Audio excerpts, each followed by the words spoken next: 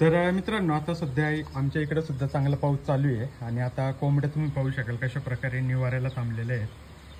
सगळ्या ओरिजिनल गावरांमधले आहेत आपल्या. ती व्हाईटवाली जी आहे ती फायटरमधली आहे, फायटर क्रॉस आहे पॅरेटमध्ये.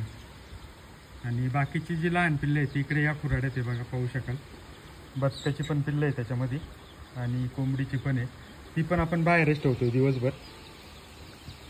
अशा प्रकारे सावलीला कोंबड्या राहतात आहे, म्हणजे पाऊस लागत नाही अशा ठिकाणी. आणि सध्या पावसाळा असल्यामुळे त्यांना खायला भरपूर मिळतंय, त्याच्यामुळं आपण जे एक्स्ट्राचं धान्य टाकत होतो ते पूर्ण बंद केलेलं आहे आता. या इकडनं 2 आल्या. या सगळ्या अंड्यावरच्या कोंबड्या आहेत. आता जवळजवळ अंडी चालू झालेली आहे सगळ्यांची. य य य